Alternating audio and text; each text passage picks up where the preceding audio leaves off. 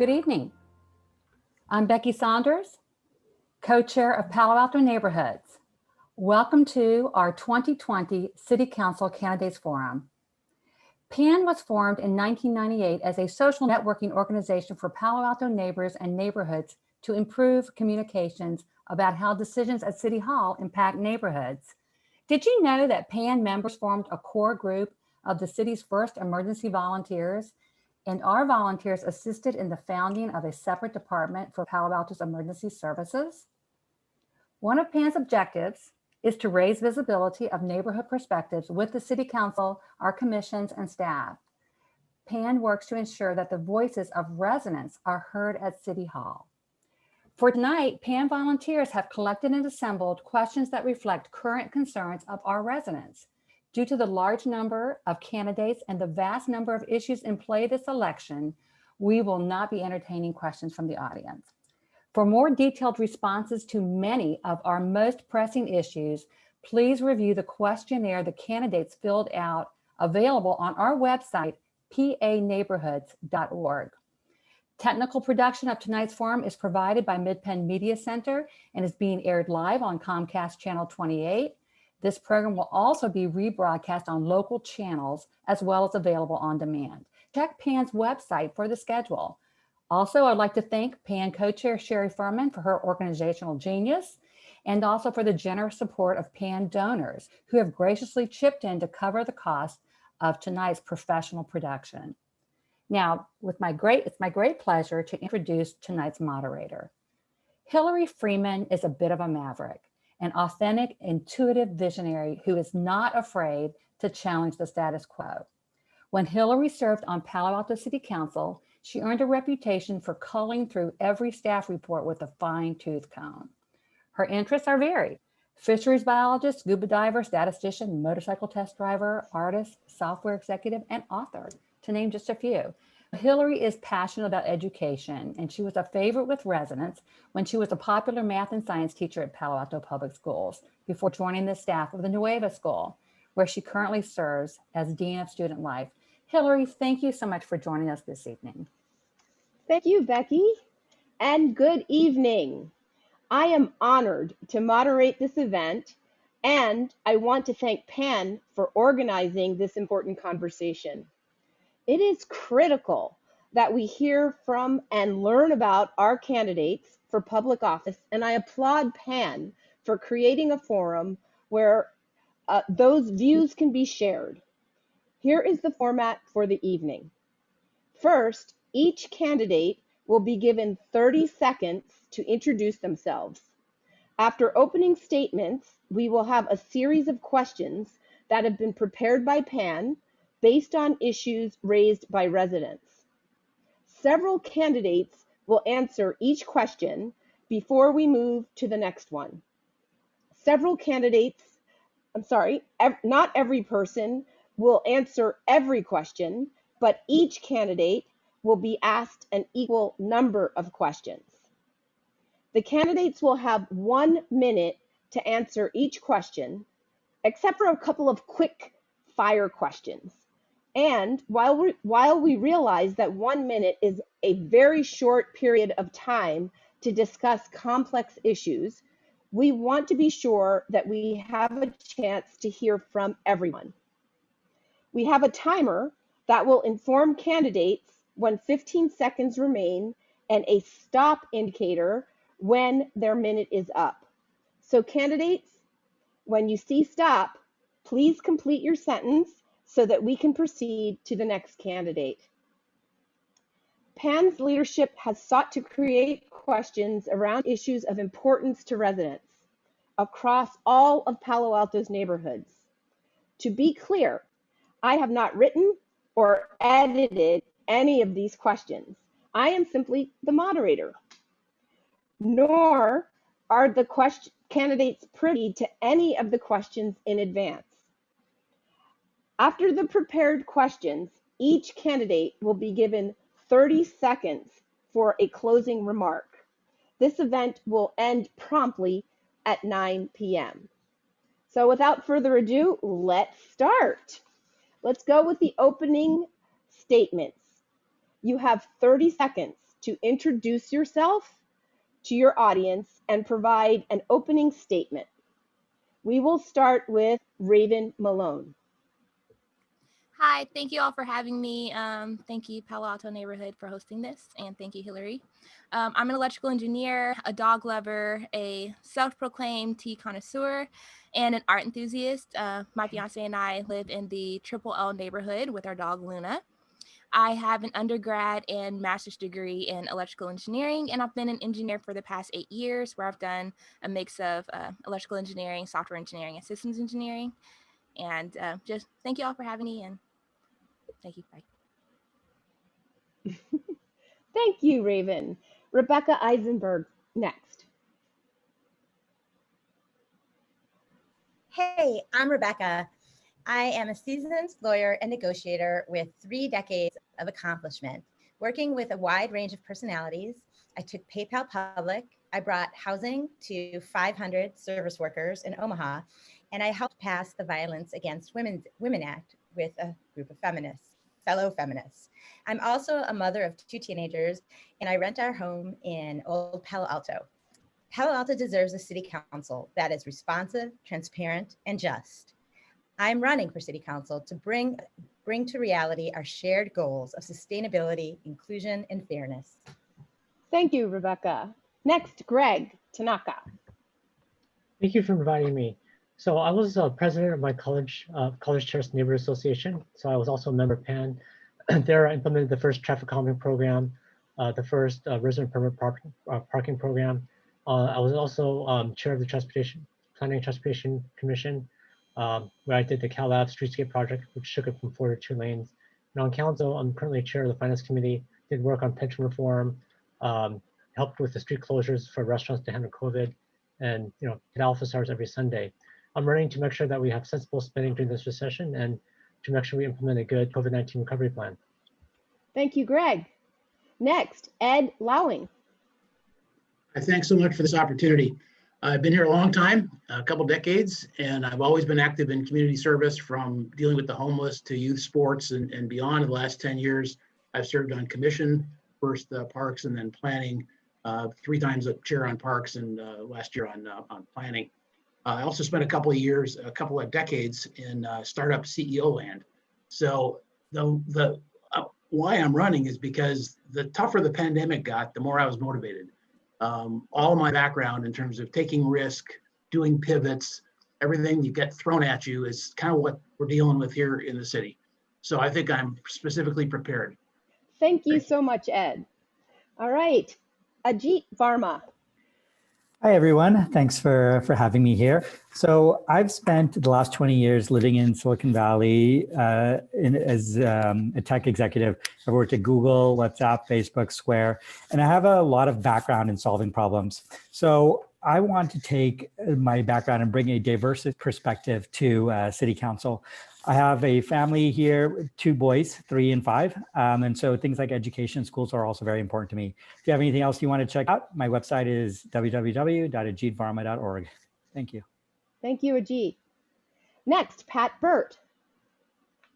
Hi, I grew up here in the region. My parents were both teachers, and my wife Sally and I have lived in Palo Alto for 40 years, first as renters in College Terrace, and then a small cottage in University South, and now Community Center.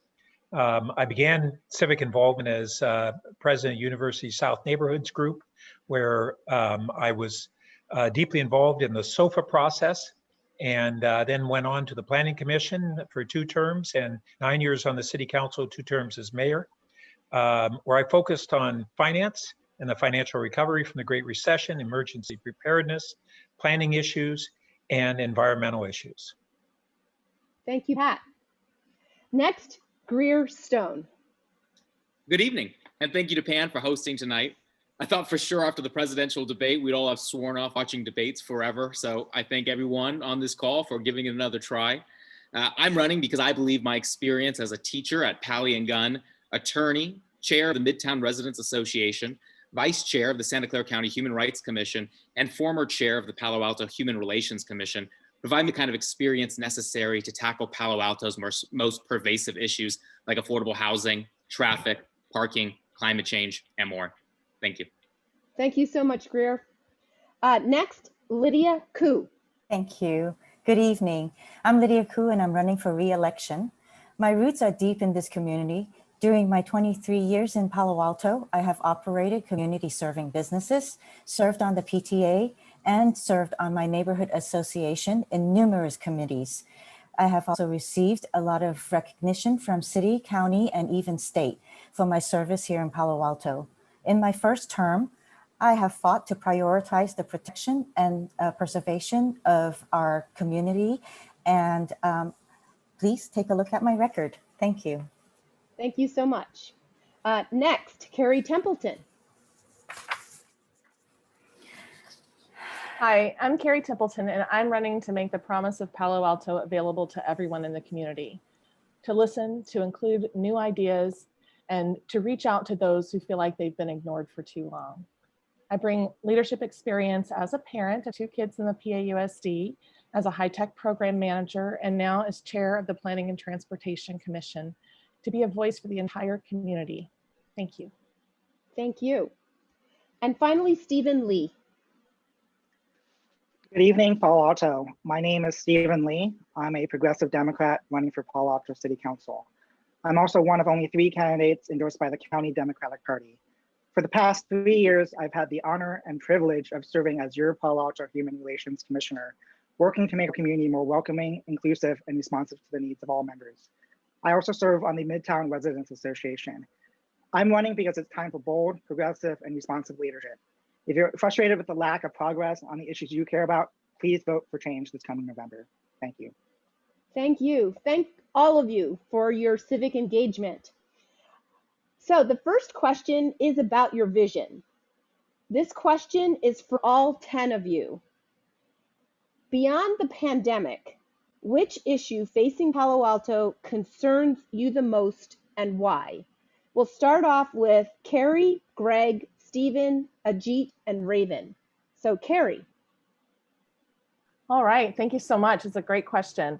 Beyond the pandemic, I would say that our contributions to climate change as a city are our greatest threat and issue that we can address. So I would love to see us work more on our climate, our sustainability and climate action plan. And we have a lot of proposals in there, but mainly what it brings up is the amount of greenhouse gases that our single occupancy vehicles are emitting. So the way we can address that is to really understand where is that coming from. It's coming from traffic, possibly commuters that are coming in here. We have, for example, when it's not COVID times, 3 times the number of people in Palo Alto during the workday. So we want to see if we can find ways to have alternative transportation and make it easier for people to get to Palo Alto without driving a single occupancy vehicle. And that would help us reduce our greenhouse gases. Thank you. Thank you. Greg Tanaka. Well, for me, it's really around the financial recovery. So even after the vaccine, which hopefully will come soon, the financial recovery looks really dismal. We're having one of the biggest economic recessions in our lifetime. I think it is the largest since the Great Depression, and the recovery is going to be very difficult. So my background, my day job is I'm a tech CEO of a company that helps retailers do their analytics. And this is going to be critically important because a lot of these small local businesses are going to go under. And so getting them back on their feet is really important. The other thing is, for the past 10 years before March, the city budget kept going up and up and up. But now with this recession, we can't just say yes to everything. So it really means sensible spending when there's limited amount of budget and making sure that we prioritize our spending on things that matter. This is why I voted against taking money away from our schools through the company transfer, why I wasn't in favor of having money for the PR people. We should go for the people that live here. Thank you. Thank you, Greg. Next, Stephen Lee. Beyond the pandemic, which issue facing Palo Alto concerns you the most and why? Thank you. Thank you for the question. For me, housing is so inextricably linked to all of the other issues we care about as a community. We have a 3-to-1 jobs to housing imbalance that we need to address.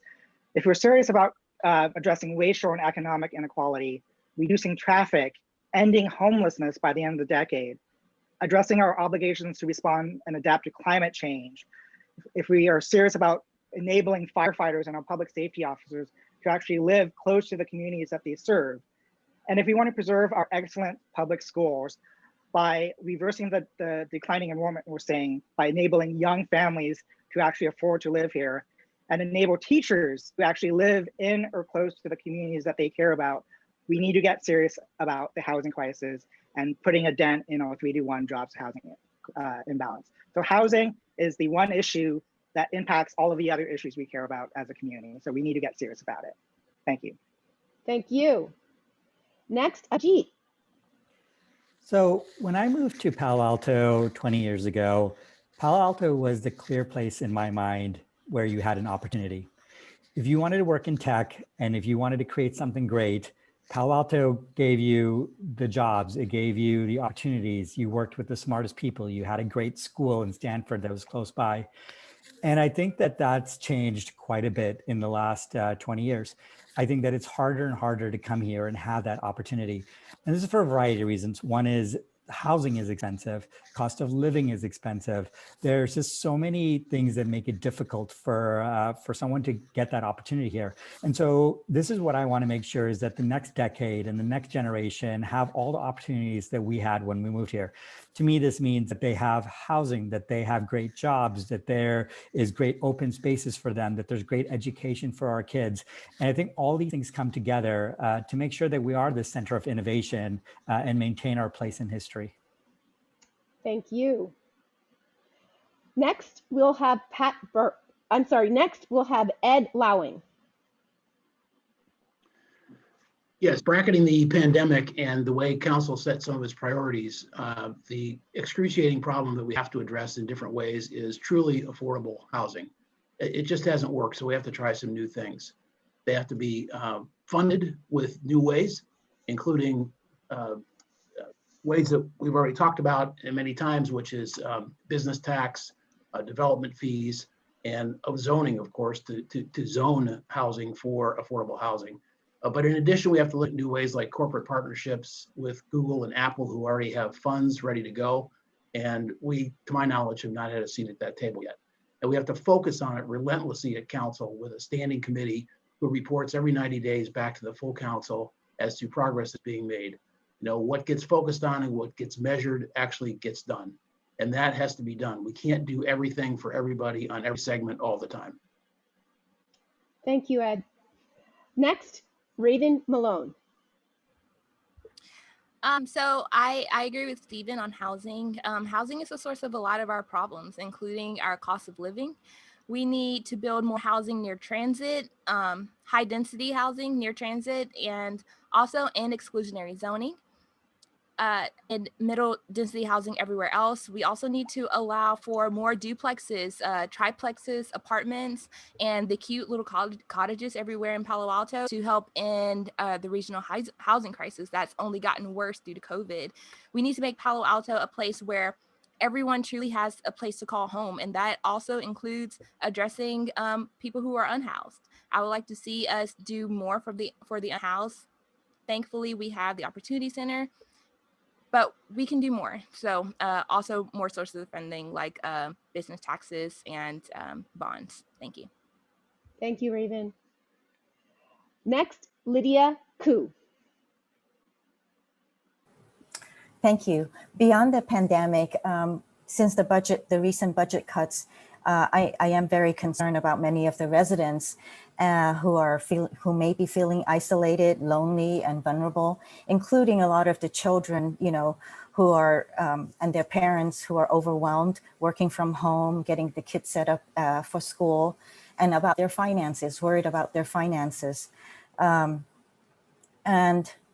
and then further, I am also very concerned about people who have no home. They have inadequate food and maybe in abusive situations or relationships, and then of course limited access to medical care. These are a lot of huge challenges that a lot of the residents are facing. Beyond that, I'm also concerned about ABAG and MTC's continued path towards producing their methodology for the growth here in the region. Thank you, Lydia. Thank you so much. Thank you. Next, beyond the pandemic, which issue facing Palo Alto concerns you most and why, Rebecca? Fairness, transparency, and accountability in our local government.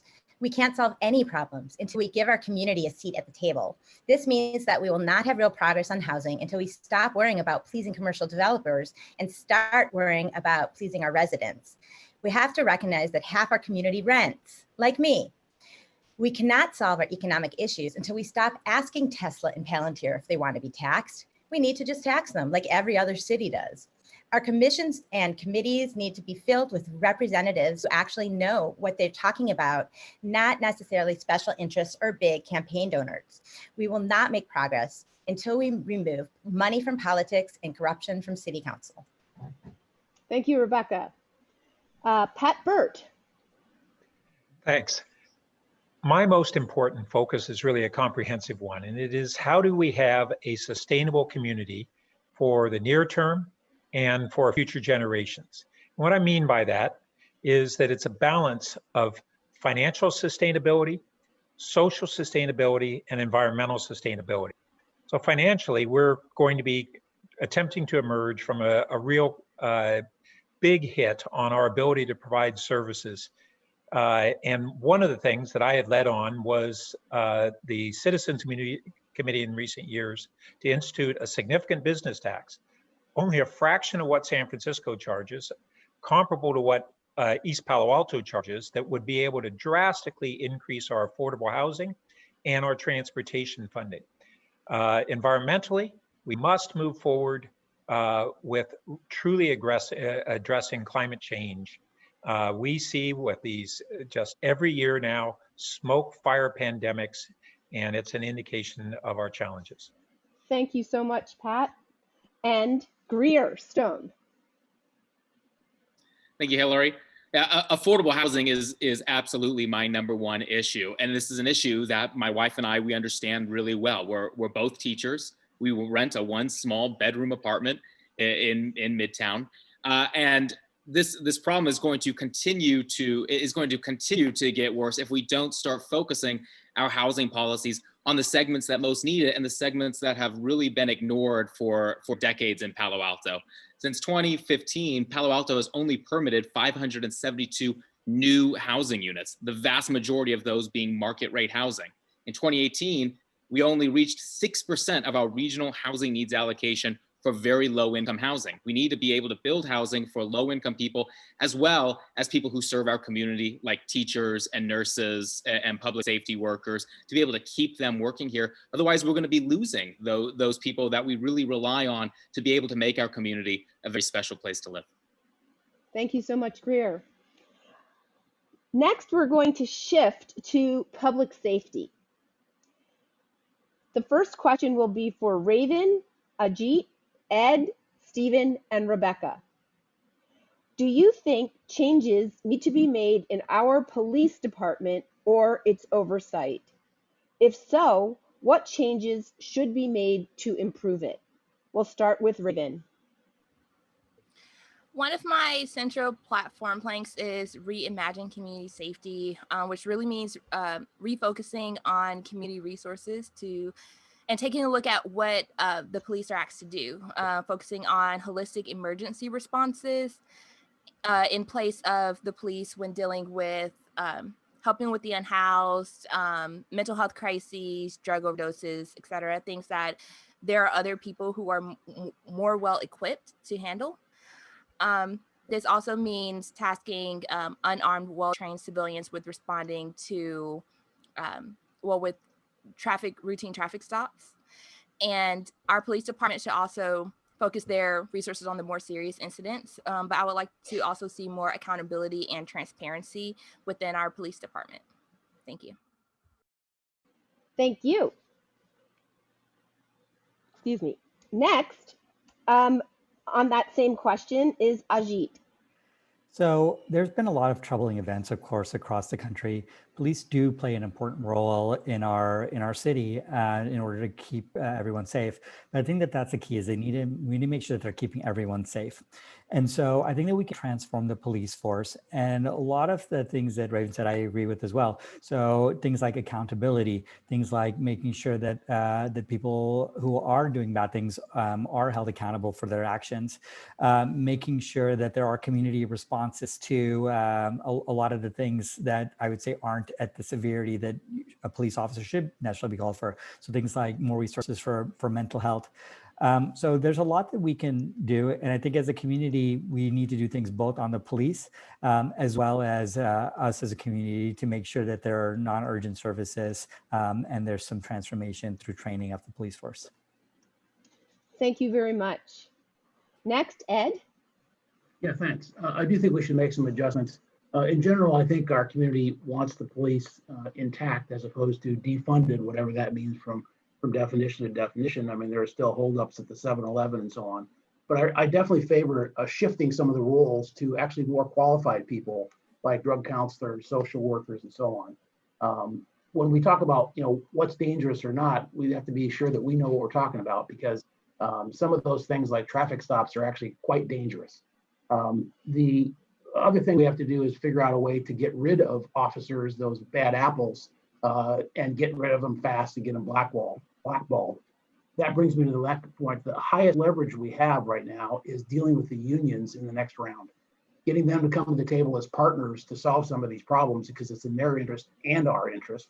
And in the interim, full transparency of everything, much more than there is right now. Thank you so much, Ed. Next, Stephen. Yes, on the Human Relations Commission, I've been working on increasing police accountability, transparency, and reform long before it was popular to do so on our city council. And while we have good people in our police department, we need to realize that the system itself is reluctant to make any sort of changes. Even the small changes we try to wait with 8 can't wait. So we need to elect council members who understand that this is not just a matter of a few bad apples, but it's a systemic, institutional, and cultural problem.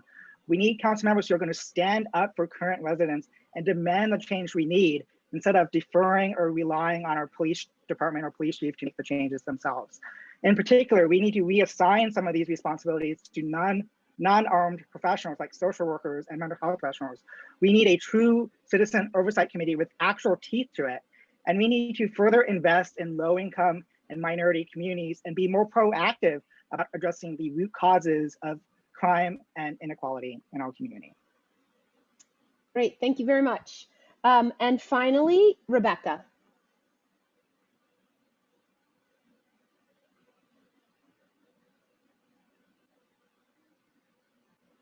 Oh.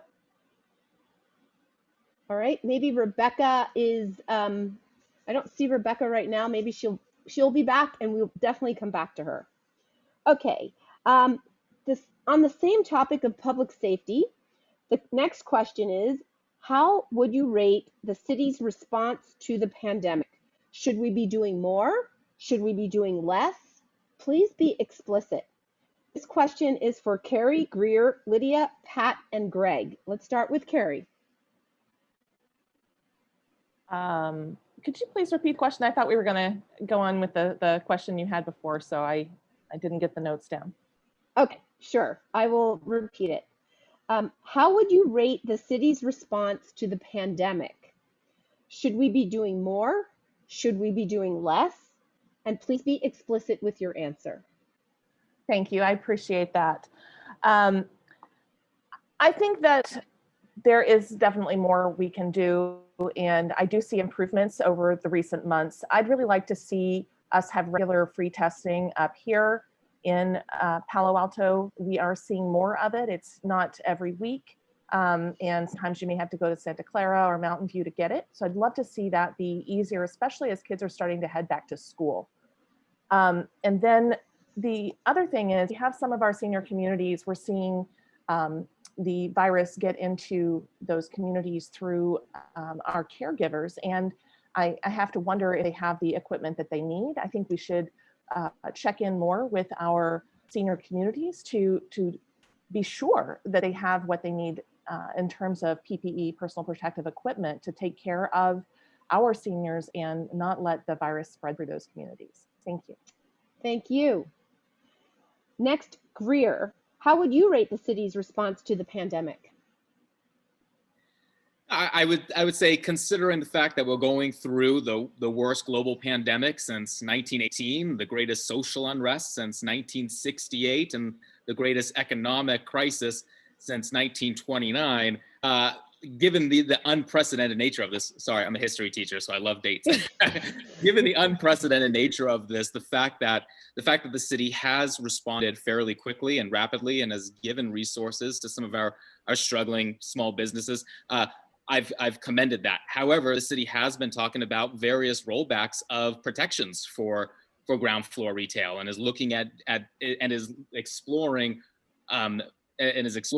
pulling back on the ground floor retail protection ordinance, which I think is absolutely the wrong thing to be doing right now when our small businesses and our retail shops are struggling so much. And I hear these promises that it'll be temporary, but once we allow offices to go in place of ground floor retail, we are never getting that back. Thank you. Next, we have Lydia. Thank you. So thank you, Greer, for bringing up the rollback of the retail. That's, again, a knee-jerk reaction. But to answer the question, should we be doing more or less? We could always do more. There's always more that we can do, especially for the residents here in Palo Alto.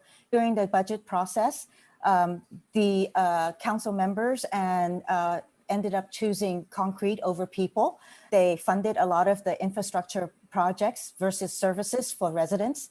However, I do want to be fair. Staff has worked very hard in order to ensure that our business community, the restaurants and retail, are operating as safe as possible. And now they're also working on Halloween to ensure that we might be able to do a Halloween caravan. So there are things that staff is trying to do. Now, one other thing that they could do to encourage more residents perform in community is having a drive-in movie. Thank you. Thank you. Next, Pat Burt. Well, this is really the most serious event that's happened to our community and our nation in many decades. I actually spent my entire tenure with a leadership role on emergency preparedness on the council. And when this hit, I was concerned that along with a number of other community leaders, that we weren't prepared. We weren't thinking proactively enough. Our city manager early on, our mayor dismissed the concerns and thought it was overreaction in late February and early March.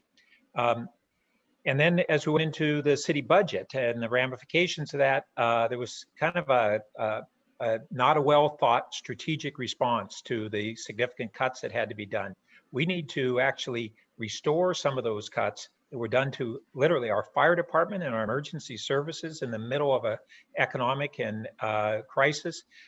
We had overreaction with a curfew that was perhaps illegal. So we have a lot more that we can do, and we need to be proactive. Thank you very much, Pat. And Greg Tanaka, you're next. So this has definitely been probably the hardest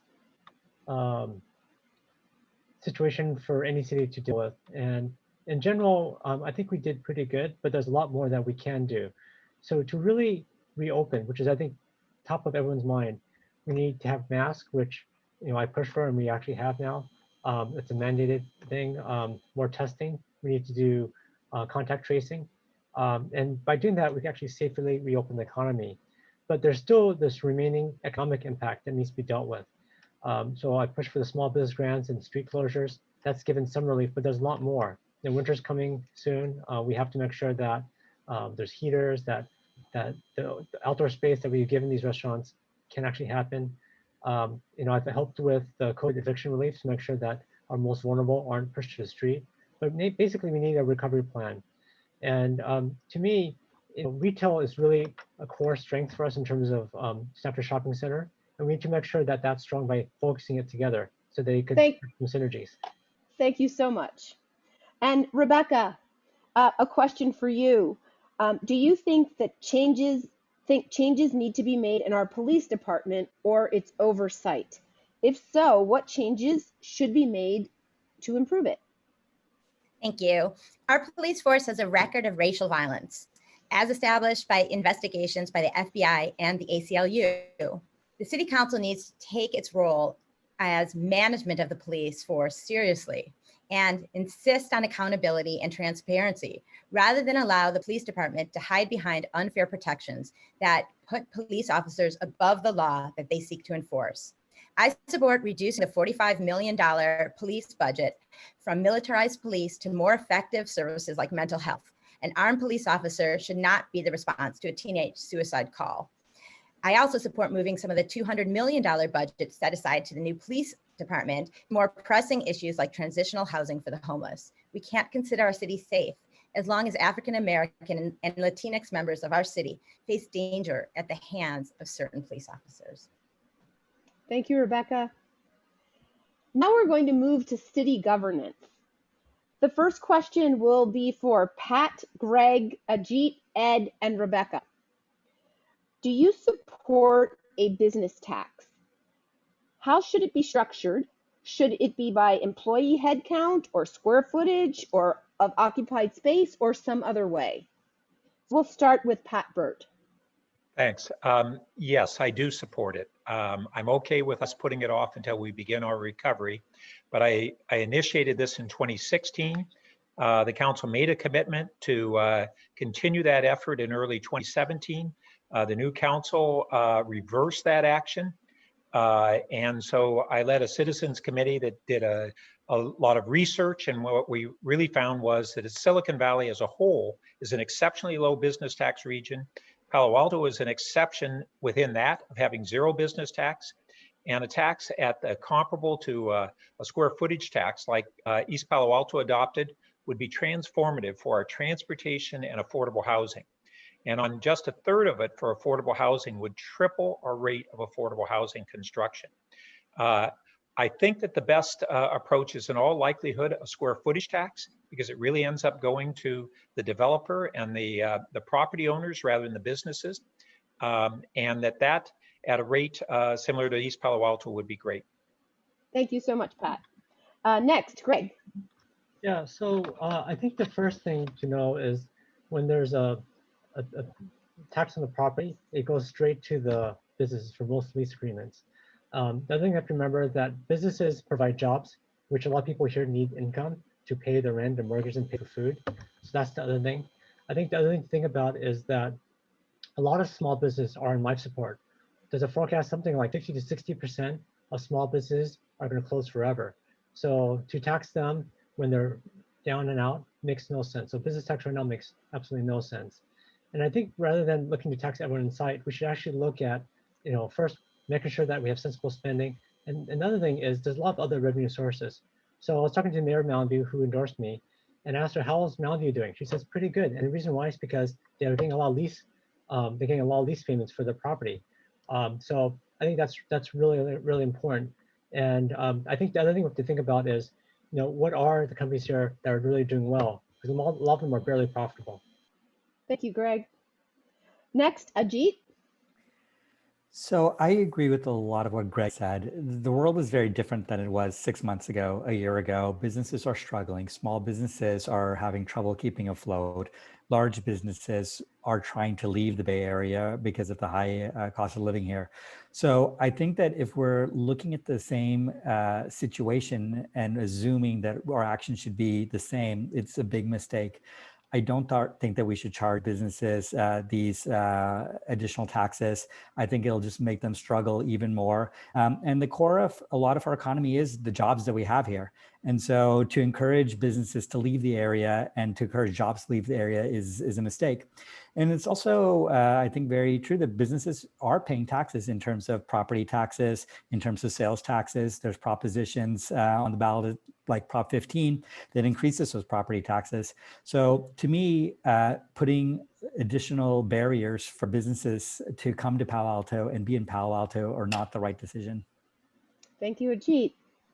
And Ed. Yes, thanks. I do support a modest business tax for large businesses.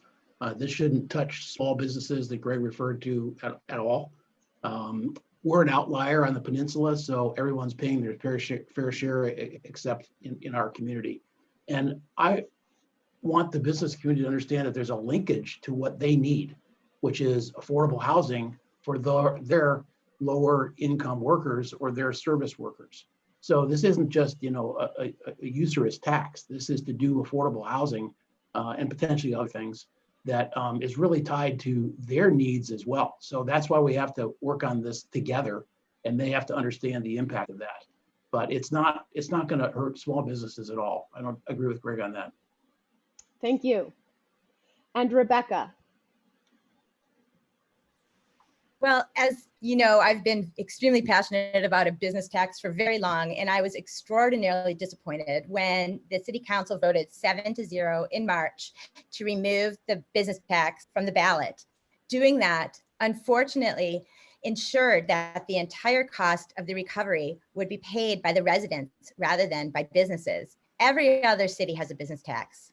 Given how many companies we have here in Palo Alto who have profited to the tune of billions of dollars from the pandemic, these companies can afford to pay taxes. They do everywhere else, as Google does in Mountain View and Amazon does in East Palo Alto. The tax that we impose should be tailored to fit the externalities created by the businesses. A payroll tax is more effective than a headcount tax because it allows us to exempt low-paid service workers from taxation. Additionally, a receipts tax allows us to tax only the most profitable, wealthy businesses. We can start a tax at 300 employees and $300 million and create as much as $100 million in revenue a year. San Francisco creates half 500 million. Thank you. Thank you, Rebecca. And for Raven, Lydia, Stephen, Greer, and Carrie, the question is, what are the top social justice issues in Palo Alto, and how would you address them? We'll start with Raven. The top, did you say top 3? No, what are the top social justice issues? So the top social justice issues are the exclusionary zoning, and as well as the lack of accountability and transparency within our police department. Exclusionary zoning, it has been scientifically proven to push out people of color because it makes the area so expensive. And a lack of accountability and transparency in the police department not only doesn't let us know what the police are doing as far as if there's any racial profiling or racial stances that have happened within the police department, and those police officers, there's nothing being done about it. That provides a lack of trust within the community as far as the police and the community is involved. Thank you. Thank you. Lydia? Thank you. Social justice is defined by the San Diego Foundation as equal rights and equitable opportunities. So I realize that others may have other definitions. Education is seen as an essential stepping stone to opportunities. That is why when we saved Buena Vista Mobile Home Park, it was so important. The other thing is building below market rate housing, genuine affordable housing, which is below the 70,000 annual income for a family of 2, building them in adequate numbers to allow our essential workers to live in Palo Alto. And for their children to be educated in our schools would be a start to offering equitable opportunities, including in every housing development, the below market rate housing will be equal rights and equitable opportunities. Thank you. Stephen Lee. Yeah, the biggest social justice issue, and I would know as a Human Relations Commissioner, is the inequality we see in our community. Our ability to help low-income and vulnerable and disproportionately impacted communities is limited by our community's ability to raise revenue. And I want to connect this to the other question about the business tax.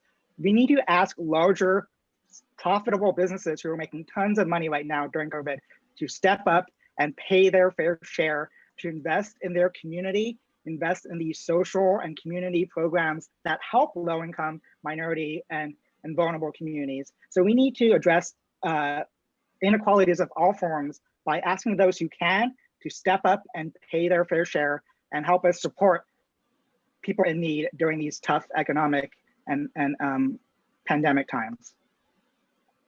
Thank you very much, Stephen. Next, Greer. Yeah, I've been representing this community for the last 8 years as a social justice advocate, first as the chair of the Palo Alto Human Relations Commission, and today as the vice chair of the Santa Clara County Human Rights Commission. And there is a laundry list of social justice issues that we need to address within this region, and of course across the country. Housing is always going to be one of the key issues, especially over the decades when our housing policies have been so focused on market rate and luxury housing production. We need to make sure that we're providing opportunities like a janitor that comes into my classroom every day to clean, whose family lives 3 hours away in the Central Valley and he commutes in there. That also becomes a climate change issue as well. Homelessness is something that I've been working on for a very long time. We need to look at best practices around the region. Mountain View just set aside an acre of property and they're going to build 300 small units. And they're using funding from the state, $10 million from the state to be able to build those 300 units. Let's look at best practices and police reform, and there's a lot of others. Thank you. Thank you. Next, we have Carrie. Thank you. Many of those who have answered before me have addressed items that I'm concerned with, especially our unhoused population and economic differences. One thing we haven't brought up yet that I'd like to highlight is that we have some hate crimes brewing in Palo Alto, and right now they're smaller vandalism type actions where people's Black Lives Matter signs are being stolen or vandalized, where we're having hate-oriented flyers left out targeting Asian Americans, where we've seen vandalism with swastikas targeting our Jewish community. We also saw some at the library last year with the LGBTQ community being targeted. These need to be tracked, reported on, and dealt with. I think the fact that the police won't even respond to these calls anymore is very disturbing. So I'm hopeful that we can take some action there as well. Thank you. Thank you, Carrie. Moving on to housing and community life. The next question is for Stephen, Rebecca, Ajit, Greer, and Raven. What changes would you make, if any, to our laws to protect residential renters and help stabilize rents? We'll start with Stephen. Yeah, absolutely. In order to address our housing crisis, we need to adopt the 3 Ps. We need to protect renters like myself. We need to protect housing, and we need to produce more units.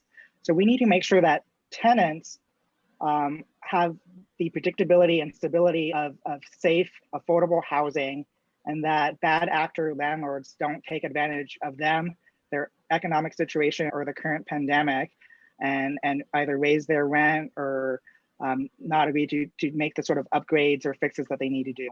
We as a city can come together and make sure that no one is left behind, and make sure that tenants have the best protections that they can in this community, because housing is so essential to everything going on right now. Thank you, Stephen. Next, Rebecca. So thank you for asking this question.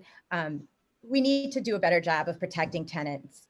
We know that landlords have received protection. Many of them received grants that were included in the CARES Act, including SBA loans, many of which have been, aren't going to be required to be paid back. We need to have better protection against eviction, ensure that tenants are actually evicted only for due cause and good reason, unlike what happened with the hotel president. Additionally, we need to think hard about putting in place a system of actual rent control that applies not just to apartment buildings, but since we learned last night at the Planning Commission that 27% of our renters actually rent homes, and possibly more if you include other types of dwellings that are exempt from rent control under most laws, that we need to think about extending rent control and eviction protection to renters in all dwellings. Thank you. Thank you, Rebecca. Next, Ajit. Thank you. So at the core, we want more housing in Palo Alto. Like, I want to create more ownership. I want to create more opportunities for place for people to live. I think ultimately that will be what causes downward pressure on our rental prices. I've heard a lot of like stories from people who are renting, and you have like bad examples where, you know, there was a piece of property and there was 3 units on it, and the developer, you know, evicts the tenants, and then it's replaced with one like very large house. I think that things like that we should prevent, because that's effectively reducing our housing stock. And so in that, I think we should say that if you're evicting people, then, you know, you have to make sure that they're properly compensated, and whatever comes in that place should have more units than what was removed. But also on the flip side, like, there are a lot of developments that are low density, and there are long-term renters there. I think that we have to be flexible and allow more dense development to be created with proper compensation to the current renters of those buildings. Thank you. And Greer. Yeah, like I said earlier, as a renter myself in this town, I'm one of the 45% of Palo Altans who are renters. There's a lot of people like me who are concerned every month when our bill comes in, not knowing if we're going to be able to afford the next rent hike. The state has done some stuff to be able to help, but still they're capping at about 10% on rent increases. Doesn't mean much to me. If I get a 10% increase on my rent, I'm likely out of here. So I think we can do more to be able to help renters on those rent caps, be able to make sure we're not evicting people without cause. But one of the key areas where we can make a change is enacting the Palmer Fix. Palmer Fix allows us to create inclusionary zoning for rental units. That means a particular percentage of new rental units would have to be deed restricted as below market rate. City Council has had the ability to do that for the last 2 years. They have not. That would be one of my priorities. Thank you, Greer. And Raven. Thank you. It is essential that Palo Alto starts protecting its existing housing and tenants, especially during the pandemic. I want to make sure that we don't see apartments torn down and redeveloped into hotels or offices, or groups of small homes torn down and replaced with a single family home. Additionally, I support rent stabilization measures because eviction protections for tenants to ensure that all Palo Altans are able to keep their stable housing. And this goes hand in hand with making sure that we have enough housing, both market rate and affordable, in order to meet our demand that we set for ourselves and alleviate the housing crisis. Thank you. Thank you. The next question under the category of housing and community life is for Ed, Greg, Pat, Carrie, and Lydia. Should zoning be changed to allow conversion of office space to housing? That goes to Ed first. Please repeat the question. Sure. Should zoning be changed to allow conversion of office space to housing? Yes, thanks. Excellent question. We haven't gotten that in any forums yet. I think the answer is definitely yes, because it's another way that we can use zoning to create more housing opportunities. And the conversion itself is a little complicated, but not that complicated. So I think it's logical. There are also hotels that are going up right now, 2 of them on San Antonio. If I'm elected, the next day I would like to go talk to the owners, developers of that, and say, how about converting half of your hotel to actual housing? Because you're not going to need all those rooms for the next 10 years, and convert it back later. So hotel conversions is another option, and they're actually a little bit easier to convert, and those are actually under construction. So I think it'd be a very effective zoning approach to creating more housing stock, definitely. Thank you. Next, Greg. I think in certain areas that makes sense. It depends on where it is, because, you know, for housing, especially for families, kids have to get to school somehow. I have two kids right now in the school district, and they have to be able to get to school safely. So that's really important. If they have to cross 101, that could be a little bit dangerous.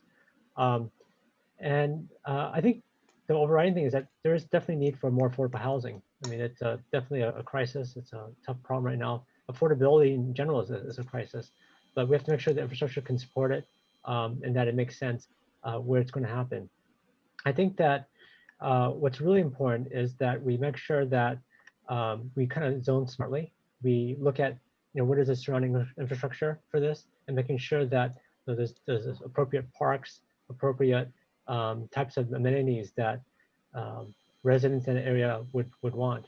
But I could definitely think of some areas that would make sense, but I can also think of a lot of areas that would not make sense. So it really depends on where it is. Thanks, Greg. Next, Pat. Yes, I do strongly support that. We have a very high jobs housing imbalance, a 3-to-1 imbalance in our community. I helped lead initiating an office cap and strongly opposed when Greg in 2017 proposed to triple the amount of office that would be allowed under our comprehensive plan development versus what we now allow. We need to actually address our jobs housing imbalance, and rezoning surplus land that can't now under our zoning really be developed as office, but the underlying zoning, or I should say under our office cap can't be developed. The underlying zoning still prevents it from being developed as housing because they won't lower that price. The Stanford Research Park is actually the greatest opportunity that we have. Not all the research park, just certain segments of it. And we don't even need to take away their allowed office development to do that. It presents great opportunities. Thank you, Pat. Carrie. Thank you. I also strongly favor this approach, and I think that zoning is not the only thing preventing owners of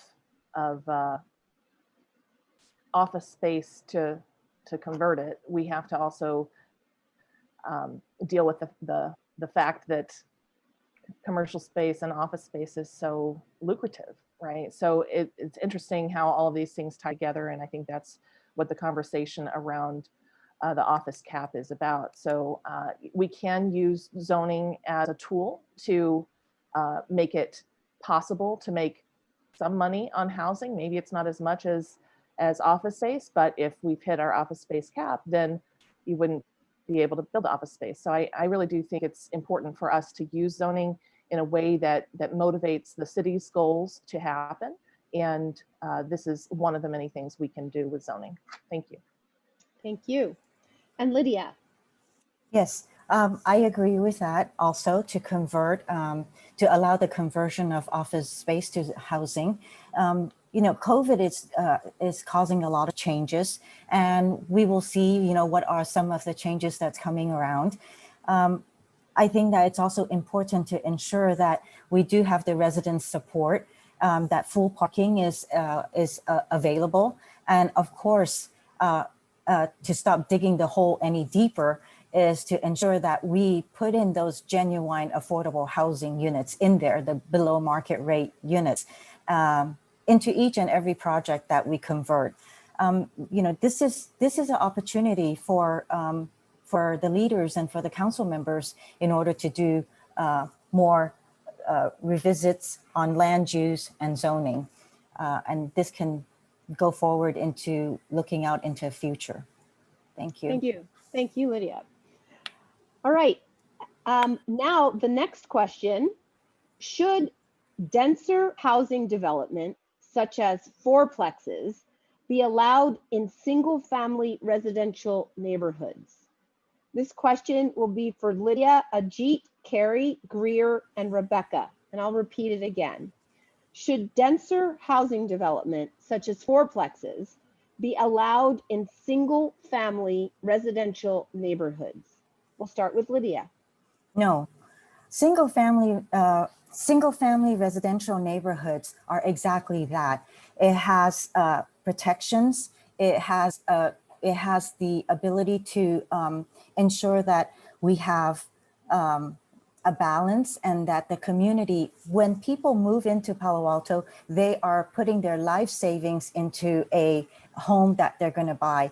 And where they buy, if it's a single family home, they should know what to expect in the future, that they don't have a sudden hotel or Airbnb that is going to be right next door to them, and that they will have infringement on their parking space. I would say that, the powers to be at state and at regional are constantly talking about eliminating single family homes by putting the wrong label on it by saying it's exclusionary. It is not. Don't use the wrong words. Thank you, Lydia. Next, Ajit. No, I don't think that we should have these blanket rules that aren't the right fit for every neighborhood. So I do believe in much more density. I do believe in increasing our height limit. I do believe in changing our parking restrictions, but I think that these all need to happen in the right area. And luckily, I think in Palo Alto, we have many of these areas. We have University Avenue, California Avenue, El Camino, San Antonio Road, parts of Embarcadero, east of 101. And there's so many opportunities for us to create denser housing. And I think that that's where we should start. I think that the residential neighborhoods are an important part of Palo Alto. I think they're an important place where people want to have yards and they want to know their neighbors. And I think that it goes area to area. Well, I live in Crescent Park, and I think that there are areas like on University Avenue and on Middlefield Road, close to where I live, that I think it does make sense to have much denser, even much more denser than fourplexes. But I think in the immediate street that I'm on, it wouldn't fit into the character of the neighborhood. So I'd be against these broad rules. Thank you. Next, we have Carrie. Thank you so much. Yeah, this is a very interesting question, and the way you phrased it is pretty broad. So I agree with Ajit on that. I would say that already we have, I believe, ADUs allowed throughout the city. And for some reason that is accepted, whereas the idea of someone being able to choose to create a duplex is seemingly more controversial. So I just want to challenge the frame there. We already have it throughout the city where if somebody wants to add an extra unit to their home, they can do it through the ADU process. What's interesting to me is, why is it more controversial to allow a duplex or something like that? So there are places where I've seen duplexes. I used to live in Ventura. We had multiplexes on the street where I lived. It didn't affect me negatively, and I will be open to that. Thank you, Carrie. Next, Greer. No, I don't support ending single-family zoning in Palo Alto, and this is really just another attack on local control and another Trojan horse for big developers in California to increase the amount of market rate housing inside of our neighborhoods. Using upzoning as a blanket tool, just like was attempted in SB 50, actually leads to greater gentrification and a greater amount of displacement and housing costs. Give an example, in Harlem in the early 2000s, they upzoned, did something similar, and in a course of 10 years, 1,100 new housing units were built. During that time, rent increased in Harlem by 58%, whereas in Manhattan, it only increased by 16%. And the most disturbing statistic is that in the population increased in Harlem by the white population increased by 455%, the Black population decreased by 5%, and the Latino population decreased by 13%. So I'm concerned about the gentrification impacts. Thank you. Next, Rebecca. To anyone like me who have children in Palo Alto, we have seen our neighborhoods suffer as more and more families are priced out of the community. We need to eliminate zoning codes that have disparate impact on people who are lower economic ability, as well as people of color. Exclusionary zoning tools such as overly large minimum lot sizes, such as abuse of RH1 zoning codes, and such as unnecessary building height limitations end out having an adverse impact on minorities, and they greatly harm the character of our neighborhoods. Back in the 80s, when I first moved here, every house, every home had either a family or grandparents in it. There were tons of children on every block. There was lots of diversity. Right now in Old Palo Alto, where I live now, half our homes are empty. Let's bring in children again. Thank you, Rebecca.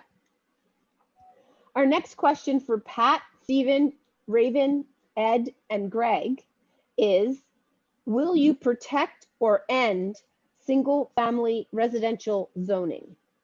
Pat? So I will support retaining the form of single-family residential zoning that we have. As we actually now citywide allow ADUs in all single-family lots. In my neighborhood, we've had them a long time. In other neighborhoods, they're new, but that is what we have. So we allow a second unit in every single-family lot. I do not support these quadplex rules, and I certainly didn't support the other bill by the same Senator Scott Wiener, who had SB 50, that would have allowed 10-unit apartment buildings next door to Eichler's and have zero parking. And that's the sort of thing that a number of the council candidates have in fact supported, both of those bills. They are designed and deliberately intended to completely transform single-family neighborhoods. I don't think we need to do that. We can provide the housing and the housing diversity through the other ways that we talked about tonight. Thank you. Next, Stephen.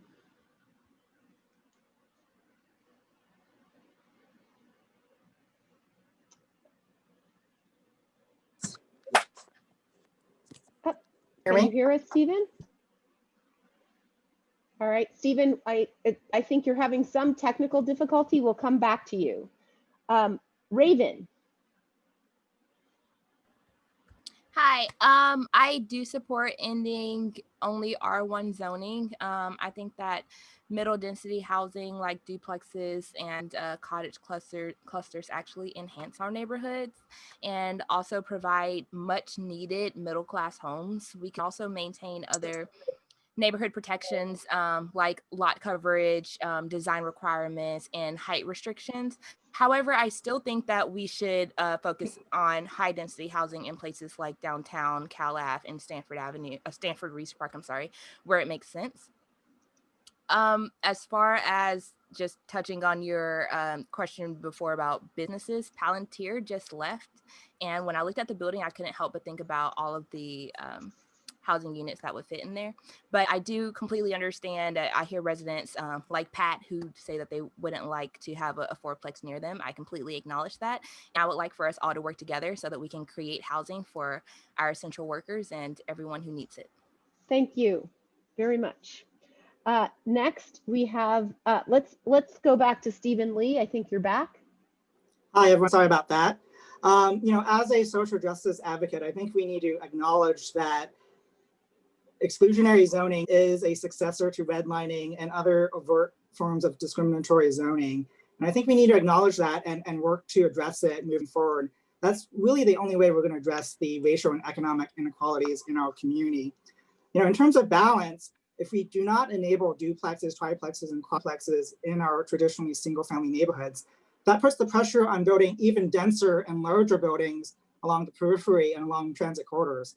So if we really want to talk about balance, I think we need to at least pursue this as an option, figure out a way to build duplexes, triplexes, quadplexes in a way that blends in quite nicely with our single-family neighborhoods. In terms of gentrification, it's not something that I'm particularly worried about.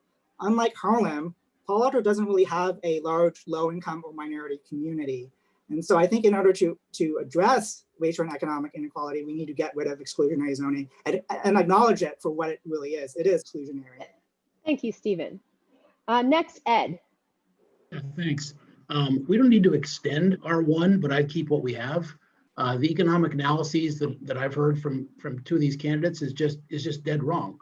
The assumption is we're going to build, maybe take down a house that's a $4 million house in R1, put up 3, and you're going to have what, $500,000 houses? No, you're going to have $300 to $3 million houses. So you're not building any units that are affordable. So I don't agree with Ms. Malone that that would be building middle-class housing.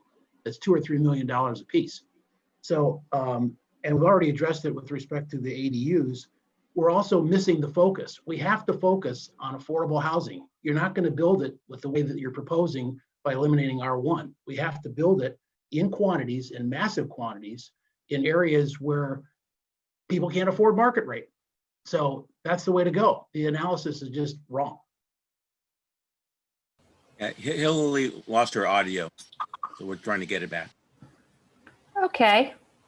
All right, so let's see. I think we just had Ed. I think Greg, I think you're up for will you protect or end single family residential zoning? Is that where we are? Just confirming. I believe so, yes. Okay, so Greg, take it away. And Hillary, let me know when you're back. Thanks for the question. I think city council should respect property rights. I think we have R1 for a reason. On city council, I help make the ADUs happen. I actually had someone this weekend who thanked me for enabling this. It's provide multi-generational living. So the parent could let their kids use the house to raise their kids. It provides income for maybe a homeowner. I was actually talking to someone today who wanted to move into an ADU and rent out the main house so that she can leave the house for her daughter. So I think ADUs kind of provide that flexibility. But the fact does remain that housing is needed in our city. And the way to really deal with that is actually to have small units that are naturally more affordable and have it near transit, so you don't have massive parking type of issues. So that's really the right answer. Small units are naturally more affordable, and it's a way that we can actually get affordable housing without breaking the bank. All right, do we have Hillary back with us? Well, I don't think we do. I'm just going to carry on best I can here. Let's see, we have quickfire coming up. Please answer yes, yes with conditions, which is probably a safe answer, or no. And this is how, and all of you all are going to answer this. The first 5 are Greer, Lydia, Ed, Raven, and Pat. That's Greer, Lydia, Ed, Raven, and Pat. Quickfire, please answer yes, yes with conditions, or no. Are you in favor of opening foothill parks to non-Palo Alto residents? Greer? Yes, with conditions. Lydia? No with conditions. Ed? Yes, with conditions. Raven? Yes. Pat? Yes, with the Parks and Rec conditions. All righty, and then we'll go on to Rebecca, Carrie, Ajit, Stephen, and Greg. Rebecca? Will you repeat the question? You bet. Let's see, are you in favor of opening Foothills Park to non-Palo Alto residents? Yes, yes with conditions, or no? Okay. Yes. All righty. Yes. Carrie? Yes. Ajit? Yes with conditions. Stephen? Yes, absolutely. And Greg? The voters should decide. All right, thank you, Greg. Hillary, are you back, dear?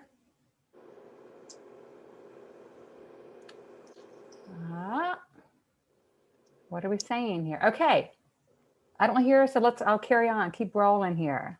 All right, here we go. Another quick fire. All righty, let's see. This time it's going to go in that opposite. Well, we're going to go with Rebecca, Ed, Lydia, Ajit, and Stephen. Quick fire, yes or no? Are you in favor of building housing on the Coverly site? Rebecca? Yes.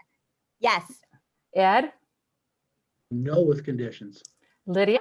No. Ajit? Yes. Stephen? Yes, we can do both. Greer? No. Greg? No, the Coverly didn't want it. The community didn't want it.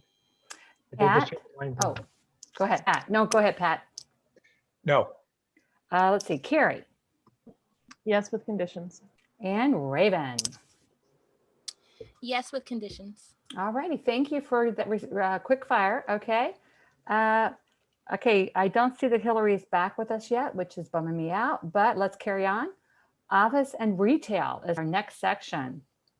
This next question will be addressed to Stephen, Greer, Rebecca, Pat, and Raven. How would you, as a council member, help small businesses impacted by the pandemic?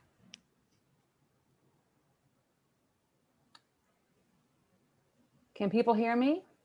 Mm-hmm.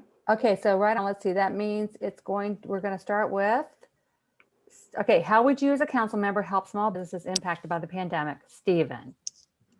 While the City Council has done great work to help our small business community, our ability to help them, as well as families, is limited by our revenue. And so that's why I'm a big proponent of a business tax right now on larger, profitable corporations who we know are not paying their fair share. We need to ask them to step up and help our community during these difficult times so that we can help families and small businesses through these difficult times. Okay, Greer. So we get 30 seconds for this? Golly day. I don't know. Can you hear me?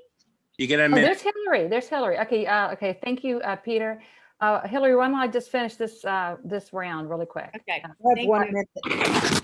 Okay. Here we go. Greer. Looks like you have a minute. Okay, sounds good. Well, the very first thing for sure would be not to roll back the ground floor retail protection ordinance. That's obvious. One of the other areas that I think can really make a significant difference for our retail is by hiring an economic development manager. This person's position would basically be to most cities around the region have such a position, and this position's job would essentially be to figure out what type of retail belongs in what type of areas around the city to be able to attract shoppers, to really make it an experience to come shopping here. You go to Morgan Hill, they have somebody in this position, and you can see the downtown there has that nice balance of theaters and shopping and restaurants. It's a place that you want to go spend your afternoon and spend your tax dollars. So yes, it would cost money, but this truly is an investment that I think we are going to see an incredible return on that investment and bring back retail like never before in Palo Alto. All right, thank you. Let's see, it looks like, oh, I'm losing my place. Where am I? Yeah. Rebecca, is that Rebecca? Rebecca. How would you as a council member help small business impacted by the pandemic? Great. So we know that not everybody has been hurt by this pandemic. Billionaires and our largest companies have actually been profiting off the pandemic to the tune of $300 billion. Some of the companies that have profited from the pandemic have their headquarters right here in Palo Alto, including Tesla and Palantir, or have their large offices like Amazon, Facebook, and Google. We need to institute a tax on them as soon as possible. And with those proceeds, we need to have a fund to help our small businesses. Small businesses are suffering. We also need to extend our open streets to the extent that they're helping our retail and our restaurants. We need to revive our Office of Economic Development, as we used to have one. We lost the head of that office, and under previous city council boards, they chose not to replace that head. Together, we can protect our small businesses by charging the largest businesses who have profited from all of us. Thank you. Thank you. All right, Pat. So yes, we need to do some really significant measures to help our retail and our local serving businesses services survive through what is a real crisis. If we don't do that, we're going to get on the other side and we won't recognize the community services that we so depend on.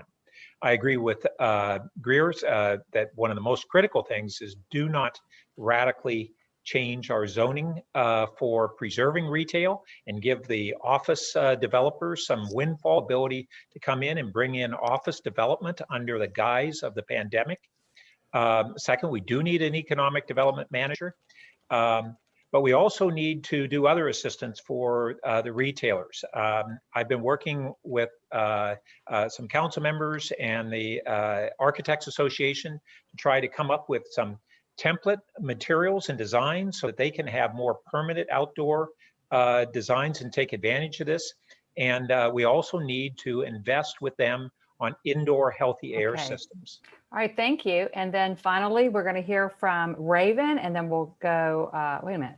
No, yes, Raven. And then we'll go back to Hillary. Thank you. Hi. Yes, so I think that we have kind of failed our small businesses when it comes to COVID, but I would like to see us create a comprehensive marketing plan that allows for them to draw in more business, as well as speaking with them about the streets that are closed currently, like University. I know that some people want those open, but I would like to focus on whether the businesses feel that we should keep that closed or not to help them recover. which a lot of the business that I spoke to would like to see it stay closed. I think that we should also focus on bringing more housing near businesses that helps bring convenient business daily, which would bring in more revenue for those businesses, as well as some other cities across the country have even gone as far as not requiring the businesses to pay for utilities in order to help them financially recover and permits. And we own our own utilities company, so that would be easy for us to do. Thank you. All right, thank you. Okay, thank you for everybody for rolling with a little bit of a technical glitch. Hillary, are you back with us? I'm just muted. All right, right on. Thank you very much, Becky, and thanks everybody for your patience. I really wanted to do those quick fire questions. Anyway, okay, we'll go on to the next one. The next question is for Greg, Carrie, Ajit, Lydia, and Ed. Should we have granted a waiver to allow the President Hotel apartments to switch to commercial use? First, Greg. This is actually a legal question. So there's a lot of stuff we talked in closed session that Lydia and I cannot disclose, but the answer is that they had the legal right. And there's a lot of stuff that could go into it, but we can't talk about it openly because it's confidential. But yeah, that's what I can disclose on this one. But to get affordable housing, what we need to do is have smaller units in transit areas, because small units are naturally more affordable. They, if there's less square footage, there's less construction costs, there's less land costs, and that's actually how we solve the affordable housing question. If you look at the President's Hotel, it's actually, these were smaller units. So these small units can be like co-housing type of situation, or they can have shared amenities, right? Like a shared kitchen or shared living room. And this works especially well in a downtown area. So, thank you, Greg. Thank you so much. Thanks, Hillary. Okay. Next question, or next person is Carrie. Thank you so much. My understanding aligns with what Greg said, that there was a legal issue in the decision that we're referring to. However, the idea of the President Hotel, I'm not sure it could be built right now, again, to provide housing like that. And I think that's a shame. I think about some of the treasures we've had in Palo Alto, like the President Hotel, like Channing House, other more dense developments in the right places, near transit, near retail. I think these are really important things for us to think about as a community, and not talk about having them everywhere, but having them in the places that make sense for the community, so that we can have places that become treasures, like the President Hotel, like Channing House. So I want to really have a serious discussion with council and with the community about where might those places be, so that we can have the right kind of housing choices throughout the city in the right places. Thank you. Thank you, Carrie. Ajit. So I think, as everyone mentioned, I think we've all read a lot of the legal back and forth that happened with the President Hotel. I do think it's very unfortunate that we lost so much housing stock with that. But I do think that this is a unique case, because they came to the city, they asked what they could do with it. The city gave them guidance. Then the city changed guidance. So it's very conflicting to them. I do think that this back and forth is one of the big reasons why developers are discouraged from developing anything in Palo Alto, when it takes so much effort and so much work in order to create anything.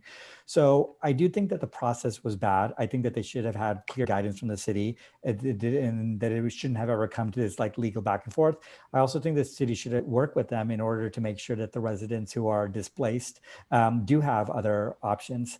And so I think that the outcome was unfortunate, but I would say that it was the legal right for the President Hotel. And I think that they have a good opportunity to create something great in the community in that space.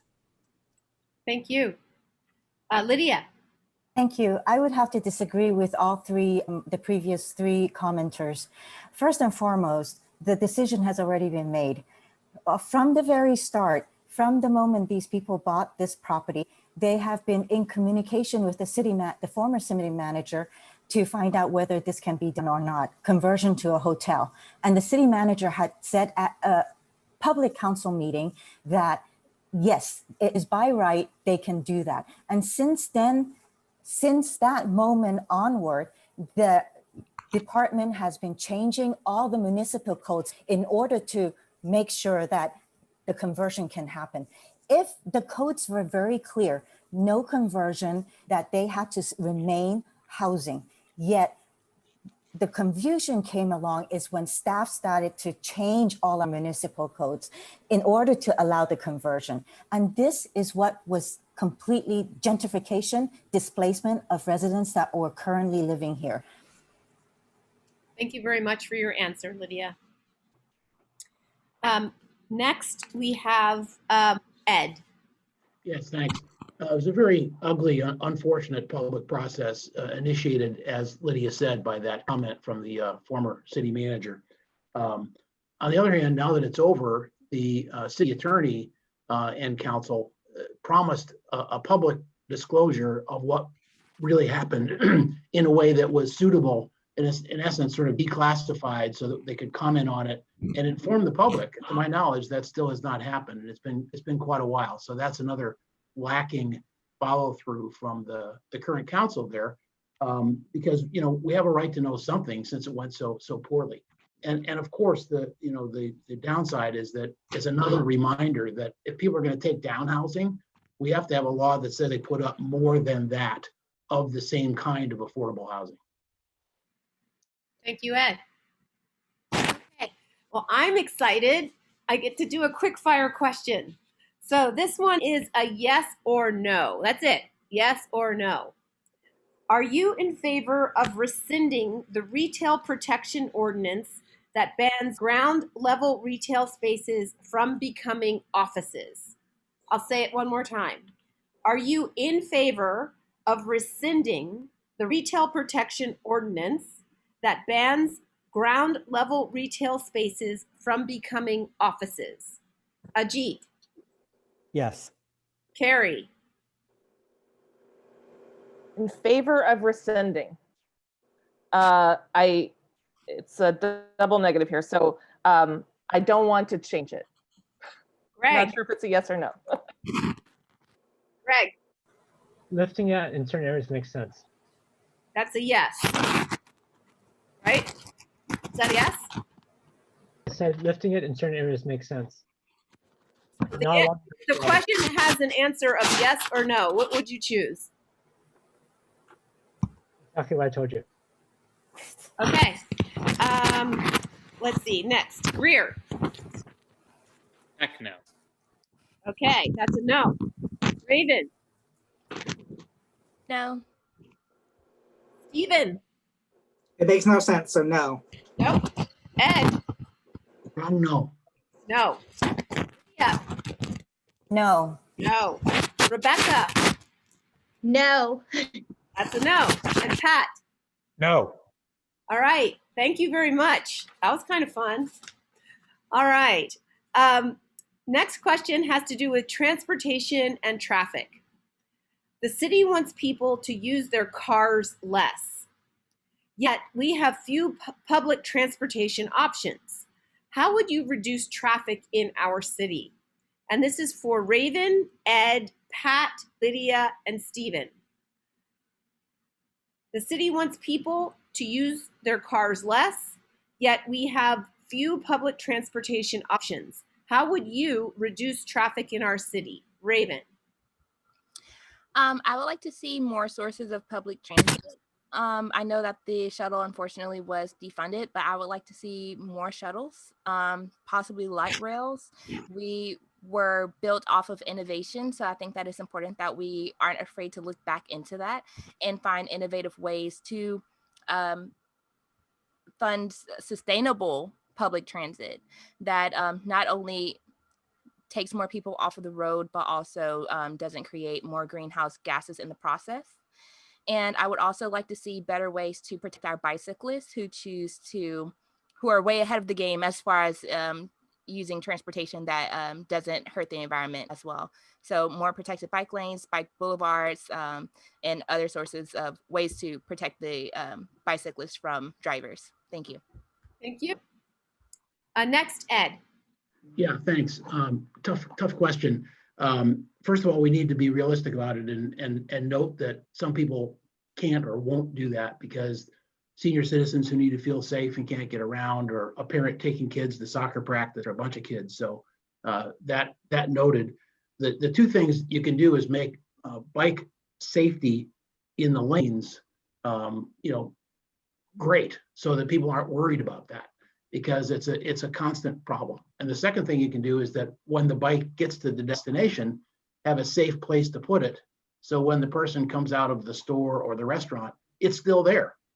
And so the best thing to do is have, sort of bike garages. Thirdly, I think is we have to, as soon as possible, and we can start planning now, crank up the shuttle, because that's just essential if we're going to make any progress at all on getting more and more people out of their cars. Thank you. Next, Pat. So yes, I would do a number of things. First, I'd restore the shuttle that was completely defunded in last budget by council members who ran on expanding the shuttle. I would expand the Transportation Management Association, which we had downtown that the business community was supposed to pay for. And that's one of the things that the expanded business tax would do. That pays for transit for low-income workers and rideshare apps. I would also expand the bicycle and micromobility system, not in ways that detracts from automobiles' ability to use the roads, but separated bike lanes and in ways that will actually improve the ability for car drivers to be able to use the roads and have parking. And as Ed said, we should have bike racks being ubiquitous, so they're easier to use. And lastly, we should be, in the coming years, looking at emerging transportation technologies where personal rapid transit is 20% the cost of what light rail is. Thank you. Lydia. So I agree with a lot of what Pat and Ed had said about expanding bicycle lanes as well as parking areas for bicycles. But also, I think that we have to start encouraging more people to work from home and also to expand our fiber to the home and ensure that that is something that is taken care of.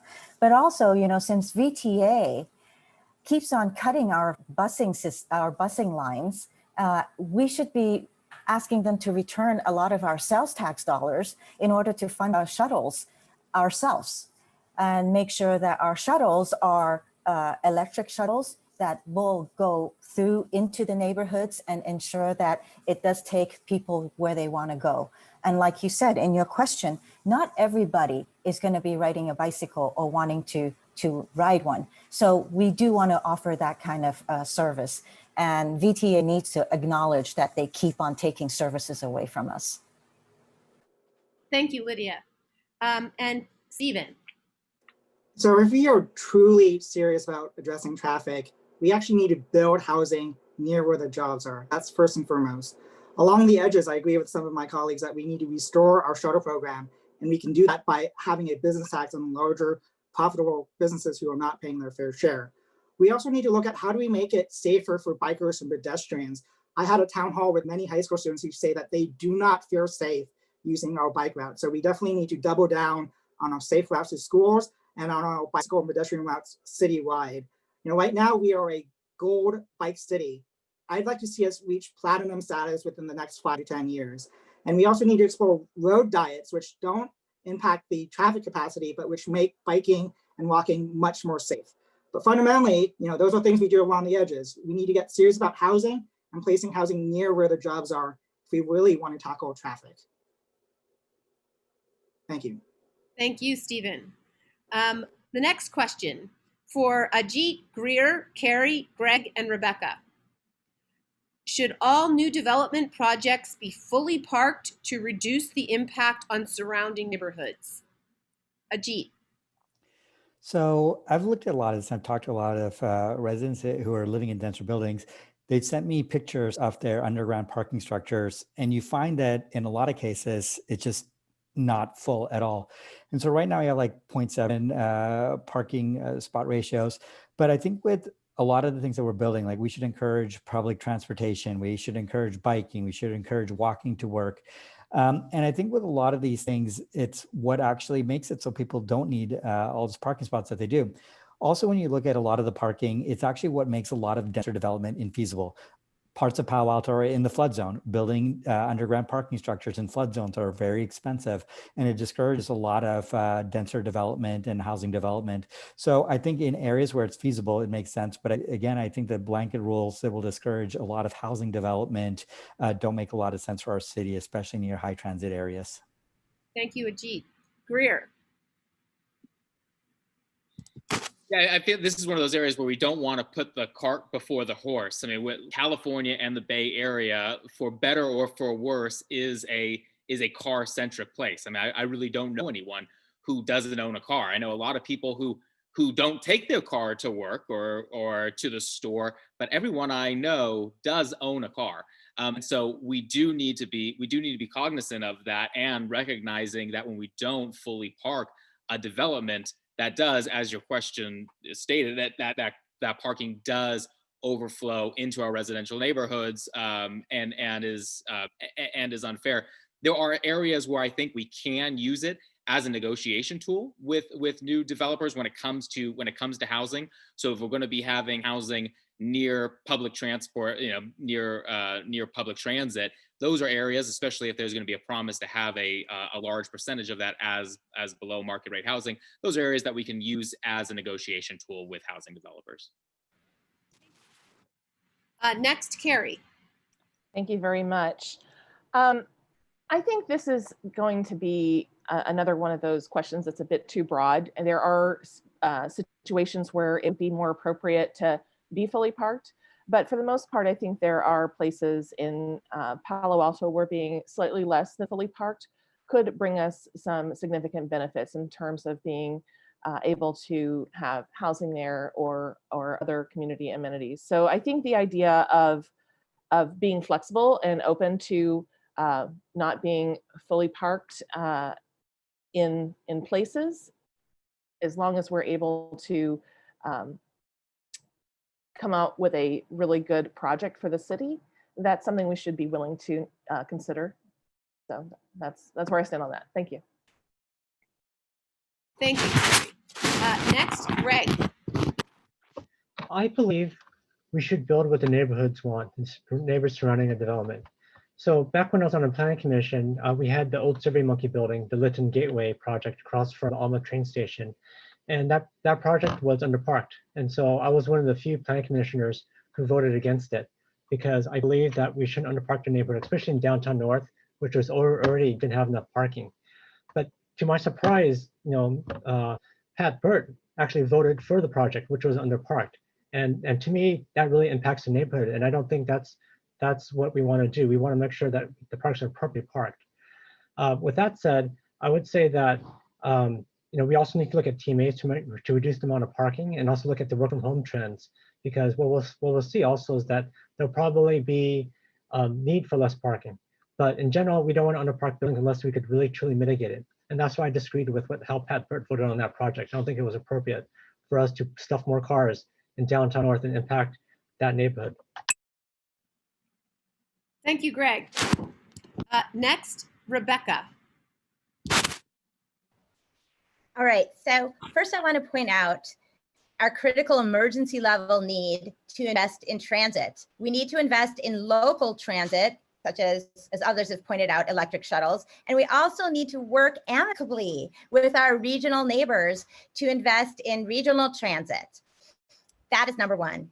Second, I want to have a difference between residential parking and office parking. As to office parking, I think we're at the point where we need to not allow office workers beyond maybe 10% of office workers to park on site. We have the world headquarters of Tesla here in Palo Alto. Yet when I visited there a couple months ago, when they were actually open in the pandemic, there were about 2,000 cars parked in their lot. This is Tesla. They can have lots near the freeway and they can provide the Tesla branded electric shuttles to help us. As to residential developments, I believe we need to loosen these restrictions. Only about half of millennials, some say, actually own cars. Thank you. Thank you, Rebecca. All right. Now what we're going to do is we're going to give an opportunity for candidates to ask each other questions. All candidates, you may ask another candidate a short question that can be answered in under 1 minute. Okay, everybody ready for this? All right, we will start with Greg. Your choice. Yeah, I'd like to ask Pat Burt. Back in, I think, 2016, you made the cover of New York Times talking about how you want to ban software development in Palo Alto. I'd love to understand your view. You know, tech has been kind of the center of our city for some time. HP started here. And for me to drive out, innovation from our city, to me seems so counter. It doesn't seem like that's Palo Alto, the values of Palo Alto. So I'd like to see, because if anyone Googles Pat Burt New York Times, you'll see this article that comes up about how the mayor of Palo Alto is trying to drive out software development. We're trying to ban software development, and I don't understand that. So I'd love for Pat Burt to explain why he was doing that and why that makes sense for our city. Thank you. Well, thanks for the question. So first, Greg, that's not what I ever said, and it was clarified in several other publications. That author actually took and misrepresented and characterized what I said and put quotation marks around it. But I never said it. What I did say is that unrestrained office development was creating imbalance and harming our region more than anything else. And that if we were going to have a jobs and housing imbalance, that we needed to address that. And I supported retaining the office cap in the downtown. So I disagreed with you on the amount of office development, where you propose a triple the amount of office development that we now are allowing under our comp plan. And I supported retaining it, a cap on the downtown, so we would be able to actually build more housing downtown. And I supported a business tax so that we'd be able to fund that housing, contrary to your positions. Thank you very much, Pat. And Greg. Next, Rebecca. Okay, this question could be any of three people up here, but I'll choose after I say the question which candidate I want to answer. So there are several people up here who have complained about problems that were caused by the administrations that they actually served as part of. Some of them blamed others for their own inability to convince others of their own point of view. As we all know, the city council is a legislative body. So the job is to convince others. How do you explain that you weren't responsible, Pat Burt, for what happened during your role? Well, I don't know what specifically you're referring to, because I'm proud of many of the things that we were able to accomplish. I was one of the people who initiated an annual office cap. I was one of the people who led on 100% carbon neutral electricity supply. I was a person who led on the creation of the Office of Emergency Services and led on the flood protection that we achieved. And I supported the initiation of residential permit parking that allowed us to cap the impacts on surrounding neighborhoods like downtown North. So I'm proud of the accomplishments, but we cannot, as individuals, stipulate everything. We do create legislative majorities, and I had a record of creating many majorities and leading from a balanced and moderate position.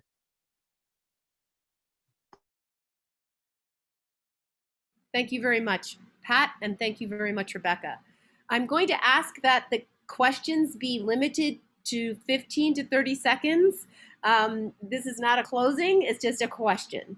So we will go down now to Lydia for a 30 seconds. You've got the question. Thank you. I'd like to ask Ed, are you or are you not supportive of dog parks?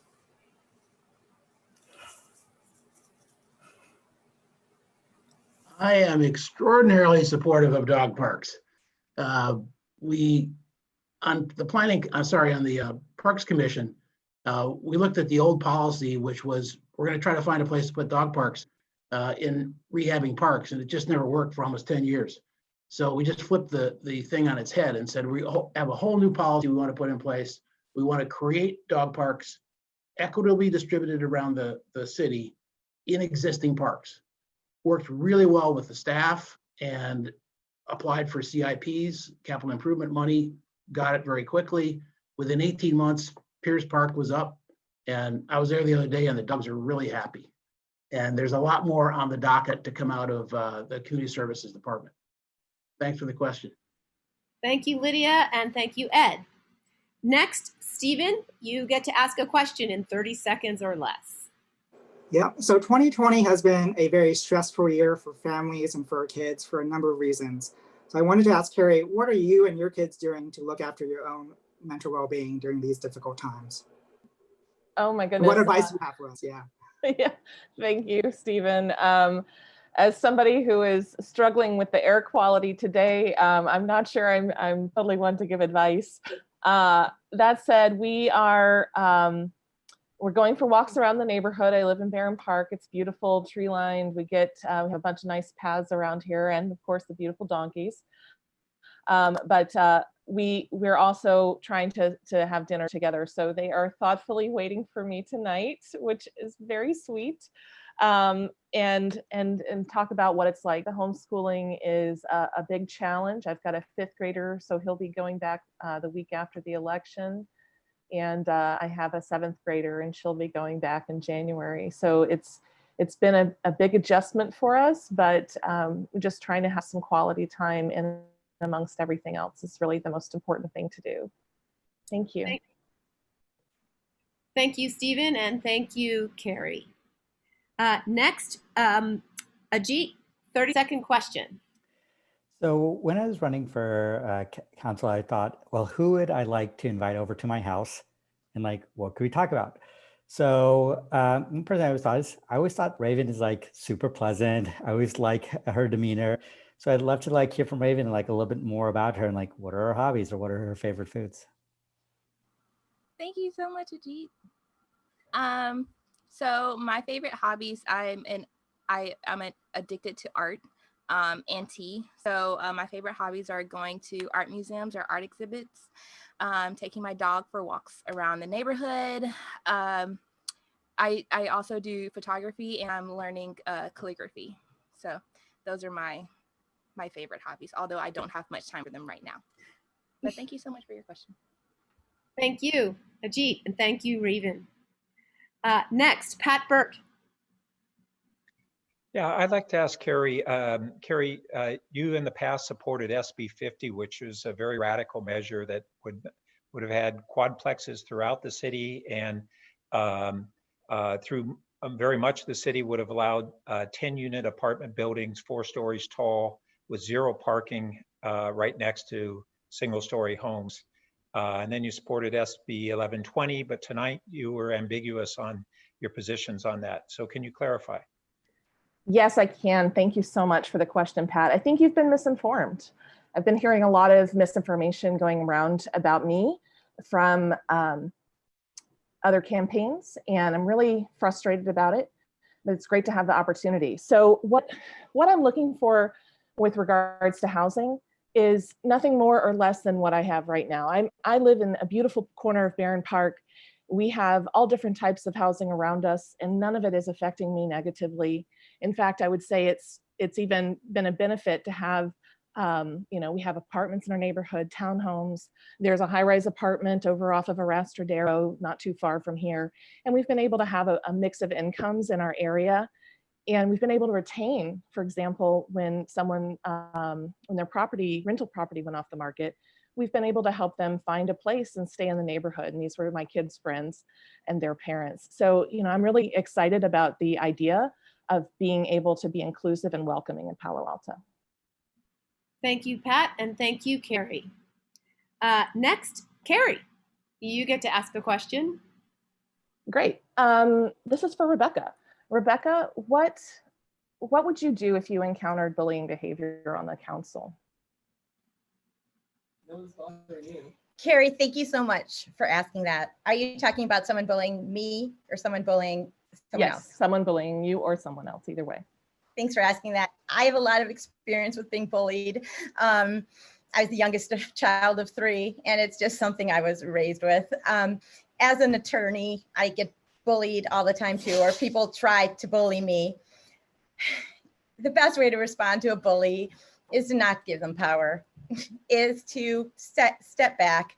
Often when I'm negotiating with someone who's yelling at me, I hold my phone away. That way I won't be tempted to yell back.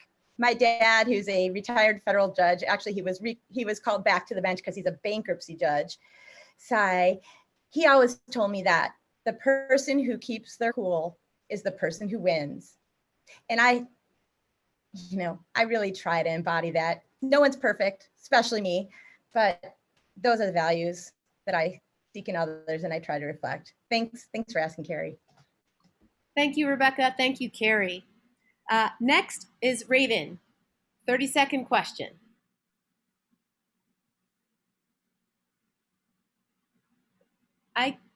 We can't hear you. Okay. You know what? I'll come back to you. I understand. Believe me. Okay. The next person, Ed, 30-second question to anyone. Okay.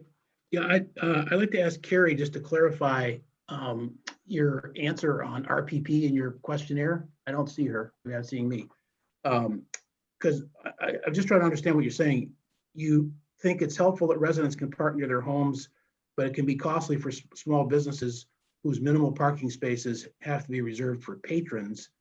But then what's not in there is where are the workers supposed to park? So I guess just fundamentally, should RPPs be for residential or should they be for workers, or what's the priority there? Thank you for the question. I almost said Commissioner Lowey. It's all right. You can. You can. So I have been talking with residents and with small business owners downtown, and we're finding that exactly as you described, the workers are really struggling with the cost of parking. We want to make sure that we have the available low-income parking permits. We have some of those, but it's becoming a problem, especially for people that may not stay for the entire duration of the parking permit in their job. So, for example, if we have it on the annual basis and somebody has to pay $500, they don't have that. So I know we're working on programs to make it like month to month or more affordable for our workers so that they can afford to park near their workplace.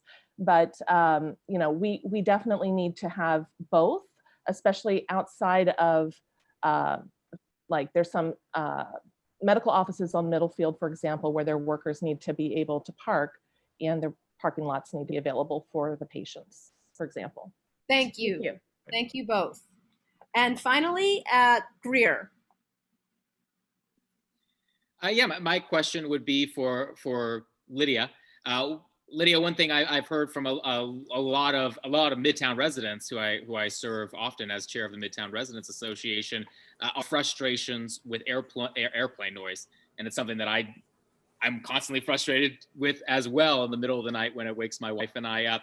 I know you've been one of the council members who's really been leading this fight. Can you kind of talk about the difficulties it has been from the city perspective, trying to get the federal government to change these flight patterns? Thank you so much. So since I started on council 3+ years ago, I was the liaison to the San Francisco Roundtable. And in that, we don't have a seat there, so there's no vote for us. And I had to establish relationships with the other council members from San Mateo and San Francisco in order to have them be concerned about us, because noise has no borders. It doesn't see a county border, it doesn't see a city border, it just comes through. And Palo Alto is so impacted by multiple routes, flight routes by airplanes, day in, throughout the day, throughout the night. When I went to Washington in order to visit with the FAA, they lawyered up on us and basically said that we have to work through roundtables, which is why we have now established a Santa Clara, Santa Cruz County roundtable. And we are pushing through, helping the legislators come up with legislation to reduce the noise. Thank you. Thank you, Greer, and thank you, Lydia. And now we're going to wrap up with by asking each of you to tell us in 30 seconds and 30 seconds only. Did everyone get to go, Hillary? I didn't get to go. Oh, you didn't? Oh, No. I'm sorry. I'm sorry, Raven. I'm so sorry. Raven, you get to go. Okay. I feel like people were asking Pat a lot of really hard questions, so I wanted to ask him a fun question. Pat, you've been around for a very long time, longer than me anyway, which, I mean, it's hard to say. Anyway, what is your favorite restaurant, or what are your favorite restaurants around town? That's a tough choice because we have so many great ones. I would say that when I get to splurge, it's Evia. More often, it's Teroon or La Boheme, or just any of the ones on Cal Ave. That's a regular place we go. We find it's a great place to bike to, and it's local, and we love all of them. I've heard a lot about La Boheme, so I'm gonna have to try it. Thank you. Thank you all. I'm very sorry, Raven. I don't know how that happened. So now what we're going to do is we're going to wrap up by asking each of you to tell us in 30 seconds why you should be on our city council. And so I am going to go ahead and start with Carrie. Thank you very much. You know, I am a professional program manager. I know how to get stuff done, and that's why I'm running. I want to help the city of Palo Alto get through this pandemic, build the housing, create the transit opportunities that we need for our city. I'm here because I'm running to make the promise of Palo Alto available to everyone. And that means literally everyone in Palo Alto. So I hope you'll check out my website, carrieforcouncil.com. Thank you all for listening. Good night. Thank you. Okay, Raven, go for it. You should vote for me because I want to bring the voices to the table who felt unheard for years.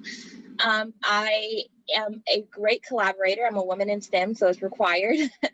And I am empathetic. I am not afraid to have conversations with people who oppose my opinions just to understand the other side of the table and getting the other perspectives. And I feel like that's important in city council. So also I work hard, I learn, and I keep learning. So thank you. Please vote for me, ravenmalone.com.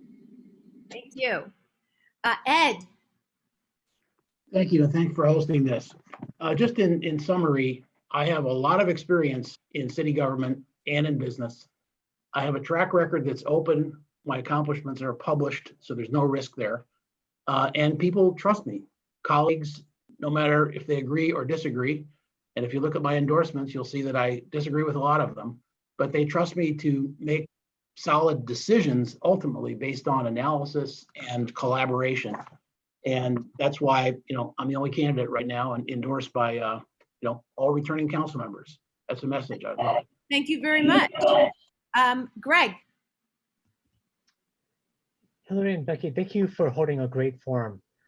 Palo Alto faces several unprecedented and interlocking challenges, most notably a public health emergency. This is driving an economic crisis. Meeting these challenges while preserving our quality of life and keeping Palo Alto vibrant and safe requires vigilance, sensible spending, and a recovery plan. I have the skills and experience to help the city with all three. This is why I have double the number of endorsements versus next closest candidate. I will make City Hall work for you. Thank you, Greg. Stephen. So this November, we have the opportunity to change the trajectory of our country for the better. And we have that same opportunity here at the local level. Our city council, our current city council, has simply failed to make progress on many of the issues we care about. So please vote for change.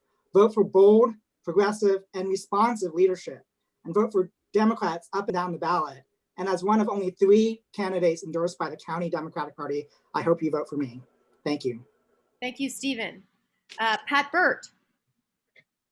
I think that we're in the midst of exceptional challenges and that I have the vision, the skills, and the experience that we need to help this council regain its proper role as the policy setting body and reestablish that it's not the city manager and the city attorney who should be setting policy and guiding the city and representing the people. It's the council. I also have a great record of building consensus and having been a balanced council member throughout my tenure, and I intend to do that again. Thank you. Thank you, Pat. Rebecca. Thanks. I have 30 years of accomplishment crafting positive change, working with people with whom I often disagree, reaching positive outcomes. I even convinced the existing city council, on which Lydia and Greg currently sit, not to reappoint someone to the planning commission due to a serious conflicts of interest. In this case, I already built a coalition on city council without even being a member. I am not just a voice for change, I'm a change maker. Thank you for your time tonight, and I appreciate your support. Thank you, Rebecca. Next, we have, oh, I'm getting lost here. Next, we have Lydia. My core platform is to listen, understand, represent.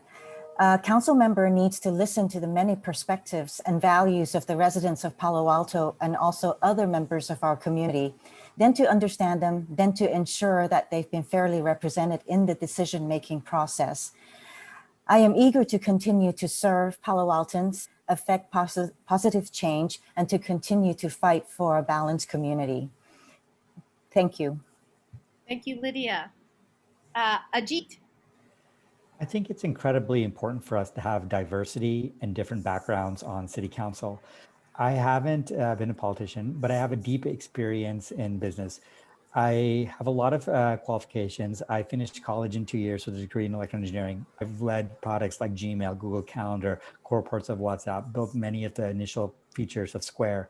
And all this is sort of just to imply that like, I learn fast and I believe in innovative solutions. And I bring this great logical background to City Council that can help with a lot of our issues that we see today. Thank you very much. And Greer.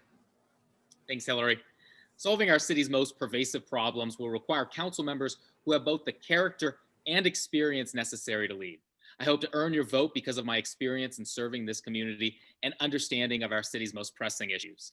I have over 8 years of experience representing our community as a social justice advocate, neighborhood leader, and a teacher at Palo Alto.